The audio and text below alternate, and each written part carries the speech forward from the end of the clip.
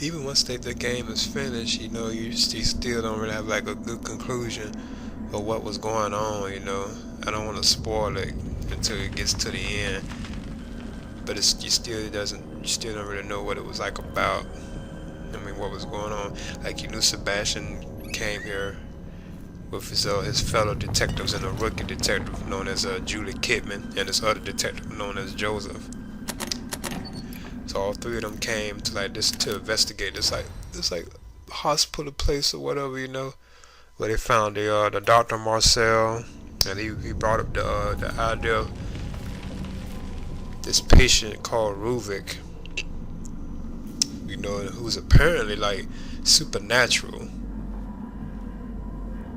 and he's kind of he has like scars on his face because he was burned up in the past, which was told in a flashback a couple chapters ago, remember? So it's like basically like the game, you like hearing like Sebastian gets like caught up in all this, and it's like he's having like flashbacks, or he's like, what I'm saying, you don't know if it's like hallucinations.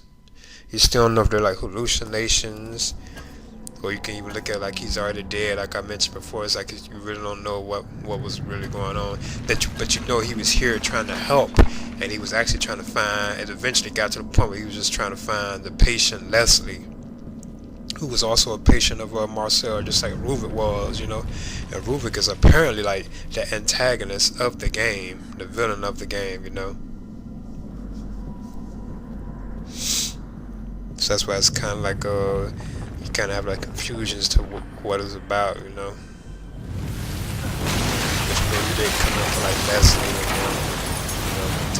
to help save Leslie along with Marcel, and also like reunite with his partners, which he kind of does often, throughout the game. Like him and Joseph have a lot of time together. There's even a moment, and it's in this chapter, if I'm not mistaken, where you get to have some time with Julie. She's actually helping you fight like the hunted enemies, which is kind of cool getting to have a team up with her for a moment. But it was mostly Joseph that you were with throughout the game itself. And then eventually all three of you beat it together again, and I thought that was kind of cool, having all three of y'all together, That was kind of fun. But yeah, that's like mainly the main gripe with like you didn't like the story, and they was always talking about that, like how the plot wasn't really, too great. You didn't know what it was about, And just like little minor gripes, like I mentioned before, like the inventory and stuff. But other than that, I still thought this was a very good game, very good. Yeah, I think they did a good job on this. I would definitely look forward to them making more chapters. I mean, more games in this series. If they decide to make the Evil Fin Part 2, I would definitely be there for that.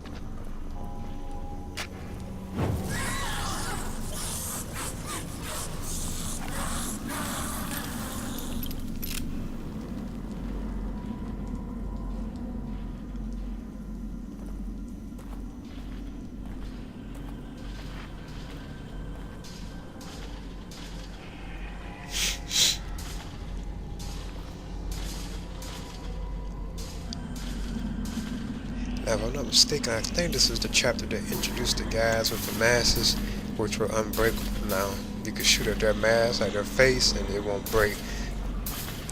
Like the mask has become like bulletproof. I think this is the chapter that started introducing those enemies. So you actually have to shoot them in their body, you know, like give body shots to take them down.